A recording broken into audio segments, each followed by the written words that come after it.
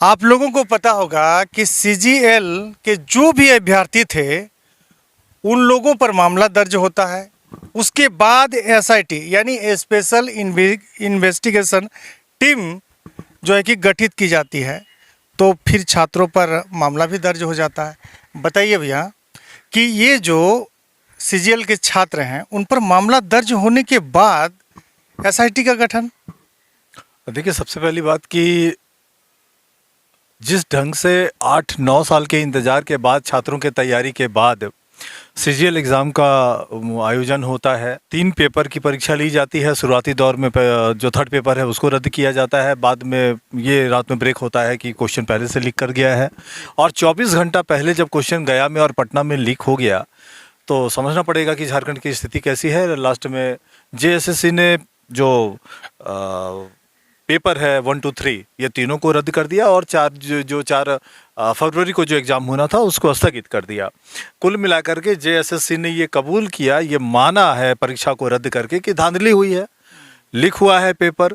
तो अब जो संबंधित लोग हैं उनको अब चिन्हित करना है। रही बात कि जिन छात्रों पर मुकदमे दर्ज किए गए हैं उनमें से अधिकांश जो छात्र हैं वो जेबी केसेस से जुड़े हुए लोग हैं, और इनके खिलाफ जब मामला दर्ज हुआ है तो एक नेक्सस काम कर रहा है। जो लीक करने वाला गिरोह है, जो कोचिंग संस्थान के जो संचालक हैं, जेएससी के जो अध्यक्ष हैं, वो खुद इन्वॉल्व हैं इन सब चीज़ों के अंदर। हम लोगों ने भी अपना विरोध दर्ज किया है, और अब जो एसआईटी का गठन हुआ है और जो नया मामला दर्ज हुआ है, जिन लोगों ने पेपर लीक किया है सीजीएल को लेकर के, उनके खिलाफ हम लोग स्वागत करते हैं। ठीक है, आप स्वागत करते हैं, लेकिन 2023 में पेपर लीक के लिए स्पेशल कानून बना जिसमें प्रावधान है कि आजीवन कारावास, फिर 10 करोड़ तक का जुर्माना है, अधिकतम सजा आजीवन कारावास और 10 करोड़ तक की सजा है। वही तो है कि अब तो एसआईटी का गठन हो गया, अब तो नया एफआईआर आ गया है, 120 बी के तहत मामला दर्ज है। जिन लोगों ने भी अब साजिश किया है, 420 120 बी भी लगा हुआ है। तो जिन लोगों ने भी साजिशन इस पूरे मामले में अपनी संलिप्तता की है, जिन लोगों ने पेपर लीक किया है, अब सबके सब पकड़ने की जवाबदेही एसआईटी की है, उनकी जिम्मेवारी एसआईटी की है। षड्यंत्र के तहत ये सारा काम हुआ है, पैसे के लिए काम हुआ है। और अगर आप 2000 छात्रों से अगर 25-25 लाख रुपया ले रहे हैं, भाई देवेंद्र नाथ महतो को धमकी दी गई कि 500 करोड़ का नुकसान हुआ, तो जेएसएससी कोई दुकान है क्या? इन्वेस्टमेंट किया था क्या इन लोगों ने? नुकसान कैसे हो गया? जाहिर है कि सेटिंग किया होगा, कुछ लोगों को इन लोगों ने एडवांस दिया होगा, इसलिए शायद इन लोगों को नुकसान हुआ और कलेक्शन नहीं हो पाया। या जिन लोगों से इन लोगों ने पैसा वसूला है, अब उनसे वो मांग रहे होंगे इनसे पैसा, तो इनका नुकसान तो होना ही है। इस पूरे मामले का जो दिलचस्प पहलू है वो ये है कि अब ईडी का इन्वॉल्वमेंट हो गया है पूरे मामले पर। तो ईडी ने भी इंटरवीन किया है कुल, और हम लोग ये मान करके चल रहे हैं कि जिस ढंग से ईडी का इंटरवेंशन हुआ है, एसआईटी का गठन हुआ है, और फ्रेश एक एफआईआर साजिशकर्ताओं के खिलाफ और लीककर्ताओं के खिलाफ जो दर्ज की गई है, हम लोग उसका स्वागत करते हैं। और हम लोग भी उम्मीद करते हैं कि एसआईटी का जांच अपने परिणति तक पहुंचेगा। जो दोषी लोग हैं उनके खिलाफ कड़ी कार्रवाई होगी, और जिन 2 नियमों का, कानूनों का, अपने प्रावधानों का जिक्र किया है, 10 करोड़ का फाइन और आजीवन कारावास, एकदम फिट मामला है। ऐसे लोगों के खिलाफ कार्रवाई होनी चाहिए। साथ ही सीजीएल के मामले पर जेबी केसेस से जुड़े हुए जिन लोगों के ऊपर मुकदमे दर्ज हुए हैं, आपके माध्यम से हम एक बार फिर से अनुरोध करते हैं कि छात्रों के खिलाफ और जेबी केसेस के चेहरों के खिलाफ अपना मुकदमा सरकार वापस ले। जी, पहचान और परिचय का मोहताज नहीं है। वर्तमान में हमारे साथ जो भैया हैं विजय कुमार सिंह जी, ये जेबी केसेस के केंद्रीय प्रवक्ता सह धनबाद लोकसभा सीट के प्रभारी भी हैं। अच्छा, एक और बात हम जानना चाह रहे थे कि ये चंपाई सोरेन की जो सरकार है, ये रघुवर सरकार के समय में, जो उनके सरकार के समय में कुछ लोग थे, उन पर जो एसीबी जांच है उनको फिर से करवाने की मांग कर रहे हैं। देखिए, इनकी विल पावर में कमी है। ये मच अवेटेड एक्शन है जो ले लेना चाहिए था। बार बार कहा जा रहा है कि अमर कुमार बावरी जी, लुईस मरांडी जी, नीरा यादव जी, रणधीर सिंह और नीलकंठ सिंह मुंडा, ये 5 तत्कालीन मंत्री हैं रघुवर सरकार के, जिनके खिलाफ एसीबी जांच होनी है। तो सरकार अगर इस मामले पर को अगर आगे बढ़ाना चाहती है, और हम लोग विचार है कि अगर एक तरफ ईडी और आईटी का अगर मामला चल रहा है तो एसीबी भी जांच करे। आखिर लोगों का 700 गुना, 1000 गुना संपत्ति कैसे बना है और कैसे लोगों ने अपनी संपत्ति को बढ़ाया है, तो कम से कम जनता को भी जानने का कम से कम अधिकार है कि ये जो मंत्री हैं और अभी भी कुछ लोग प्रभावशाली पद पर है, तो इनका जो संपत्ति है कैसे बढ़ा है, ये जरूरी है कि जनता के सामने ये सारी मामला आना चाहिए। ज़रूरी है कि जनता के सामने ये मामला आना चाहिए। और एक बात हम ये भी देखें, उस दिन विधानसभा में जितने भी जेएमएम के विधायक बोलिए, मंत्री बोलिए, ये लोग जो हैं कि आरोप राज्यपाल पर लगा रहे हैं कि इनका भी जो कार्य है ये भी पक्षपातपूर्ण है।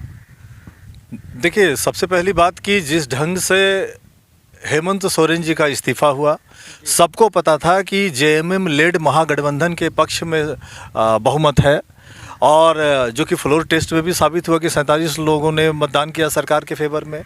ये छोटी सी बात क्या राज्यपाल के समझ में नहीं आ रही है? राज्यपाल को समझना चाहिए था इन सब चीज़ों को, इस फैक्ट से उनको भी अवगत होना चाहिए था। महामहिम है, उनका बहुत प्रतिष्ठा है। लेकिन अमर कुमार बावरी जी ने, जो नेता प्रतिपक्ष है, उन्होंने डिफेंड किया। उन्होंने ये कहा कि जेएमएम के जो लोग हैं वो हमला कर रहे हैं राज्यपाल के ऊपर, और राज्यपाल के खिलाफ राजनीति नहीं होनी चाहिए। हम लोग भी मानते हैं कि राज्यपाल के खिलाफ राजनीति नहीं होनी चाहिए, मगर राज्यपाल को भी राजनीति नहीं करनी चाहिए। अगर सारा मामला, सारा आंकड़ा उनके सामने था, तो किनके इशारे पर उन्होंने गृह मंत्रालय को झारखंड में राष्ट्रपति शासन का रिकमेंडेशन किया था? ये जवाब अमर कुमार बावरी जी को देना चाहिए। तो अगर जेएमएम के विधायक अगर राज्यपाल को अगर कैटेगराइज कर रहे हैं, तो नेता प्रतिपक्ष को ये बताना चाहिए कि राज्यपाल का जो एक्शन था, आखिर किन मजबूरियों के तहत, किस विवेकाधिकार का इस्तेमाल किया राज्यपाल ने, और होम मिनिस्ट्री को राज्य में राष्ट्रपति शासन का रिकमेंडेशन किया। फिर बाद में राज्यपाल को सारी बातें समझ में आई, तो 24 घंटा के अंदर फिर चंपई सोरेन जी को इन्वाइट कर लिया कि आप आइए, सरकार बनाइए। तो कम से कम अगर राज्यपाल राजनीति अगर नहीं करेंगे तो उनके खिलाफ भी हमले नहीं होगा। हालांकि ये जो पूरा प्रकरण है ये अफसोसनाक है, राज्यपाल को भी रिकमेंडेशन नहीं करना चाहिए था, और जेएमएम के जो विधायक हमला कर रहे हैं राज्यपाल को पे, तो उनको भी थोड़ा परहेज करना चाहिए इस मामले में। भैया एक बात बताइए, जेबीकेएसएस से उम्मीद है, प्राय हम इनकी चर्चा हर गली मोहल्ले में देख रहे हैं। धनबाद लोकसभा सीट के आप प्रभारी हैं, तो वहाँ इस सीट को लेकर आप आप लोग किसका नाम चयन कर रहे हैं या किसको लड़ा रहे हैं, कैसी तैयारी है बताइए। देखिए, जहाँ तक तैयारियों का सवाल है, प्रभारी होने के नाते मैं आपको ये अपडेट कर देता हूँ कि हम लोगों का जो बैठक है वो लगातार अभी चल रहा है। लोकसभा स्तर पे जो 6 विधानसभा है, उनके पर्यवेक्षक और प्रभारी को बुलाया गया था। हम लोगों ने मीटिंग ली है उनकी, और उनको काम सौंपा गया है। अभी प्रखंड स्तर पे जो प्रभारी और सह प्रभारी बनाए जा रहे हैं, उनकी सूची तैयार हो रही है। इसके बाद हम लोग पंचायत स्तर पे जाएंगे, और ये सारा संगठनात्मक ढांचा तैयार करने के साथ लोकसभा की जो तैयारी है उसके मद्देनज़र हो रही है। इसके बाद हम लोग बूथ कमेटी तक जाएंगे, तो कुल मिलाकर के 5308 कार्यकर्ता जो हैं वो लगाए जाएंगे धनबाद लोकसभा में, जिनको चुनाव में सीधा रोल लेना है, सीधा वो कामकाज को देखेंगे। और इसके अलावा जहाँ तक आपने पूछा है कि उम्मीदवार कौन होगा, तो अभी कार्यकारिणी की बैठक नहीं हुई है। राज्यपाल, ये जो हमारे केंद्रीय अध्यक्ष हैं, उनके संज्ञान में सारी बातें हैं, और जब कभी अभी निकट भविष्य में भी हम लोग धनबाद लोकसभा के लिए उम्मीदवार की घोषणा करेंगे, तो निश्चित तौर पर हम लोग आपके माध्यम से प्रेस को जरूर जानकारी देंगे। तो आप लोग समझ सकते हैं, वर्तमान में हम लोग बोकारो के सिटी पार्क में हैं, और भैया से घूमते फिरते भेंट हो गई, तो हम सोचे कि इनसे 2-4 सवाल मेरा बनता है तो पूछ लेते हैं। तो ये वीडियो कैसा लगा? अच्छा लगा तो जोरदार लाइक कमेंट के साथ में वीडियो को शेयर कीजिएगा, अपना राय रखिएगा। लेते हैं हम लोगों से विदा। जय झारखंड, जोहार झारखंड। जय झारखंड, जोहार झारखंड।